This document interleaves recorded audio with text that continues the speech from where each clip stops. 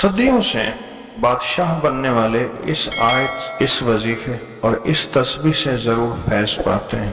صدیوں سے جو بادشاہ بنتے ہیں، جو شہنشاہ بنتے ہیں، وہ اس وظیفے سے ضرور فیض پاتے ہیں کہ بندہ فقیر سے شہنشاہ بن گیا، بس یہی ہے۔ اور آپ کی زندگی میں، یعنی حضرت امام جعفر صادق کی زندگی میں اس کے بہت فوائد، اس کے بہت فضائل، اس کی بہت برکات اور اس کے بہت کمالات۔ پوچھا کہ اس کا فائدہ کیا ہے؟ اور میں بس فقیر سے شہنشاہ بنا دیتا، یہ اس کا فائدہ۔ اس آیت کے اندر تسخیر ہے، اس آیت میں رزق ہے، تسخیر ہے، اس آیت میں رزق ہے، اس آیت میں درازی عمر ہے، اس آیت میں نہ ختم ہونے والا ایسا نظام ہے کہ اس آیت پہ یقین کرنے والا، میرا لفظ ذرا یقین بھی یقین سے سنیے گا، یقین بھی یقین سے سنیں، اس آیت پہ یقین کرنے والا، اس آیت کو پڑھنے والا، اس آیت کو اپنی زندگی کے معمولات میں شامل کرنے والا کبھی منگتا نہیں ہو سکتا انشاءاللہ۔ اس سے اگلی بات یہ ہے کہ اس آیت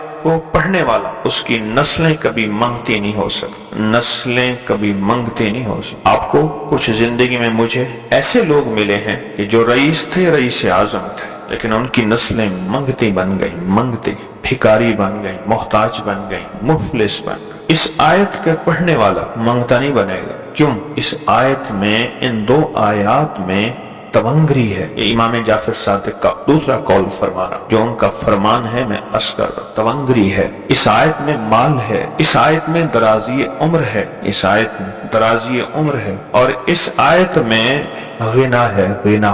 اغننی بفضلک امن سوا، مجھے فضل، مجھے پتا ہے مولا میں غنی ہوں گا تیرے فضل سے۔ وَأَغْنَنِي، محنت سے نہیں، اس فکرے کو خاموشی سے غور سے سنیں۔ وَأَغْنَنِي، میں غنی ہوں گا اگر ہوں گا تیرے فضل سے، مجھے کلمہ نصیب ہوگا اگر ہوگا تیرے فضل سے، مجھے قبر میں نکیرین کے سوال و جواب میں آسانی ہوگی اگر تو ہوگے تیرے فضل سے، اور یہاں تک کہ اگر مجھے جنت ملے گی تو تیرے فضل سے ملے گی، جنت بھی اگر ملے گی تو تیرے فضل سے ملے گی، جنت بھی ملے گی تو تیرے فضل سے ملے گی۔ اس آیت میں، یعنی ان دو آیات میں غنا ہے، غنا ہے اس آیت میں، اور اس میں ضرورتوں کا پورا ہونا ہے، حاجات کا پورا ہونا ہے، اور اس آیت میں کفایت ہے، کفایت۔ ایک بندے کا کھانا 100 میں پورا ہو جانا یہ کفایت ہے۔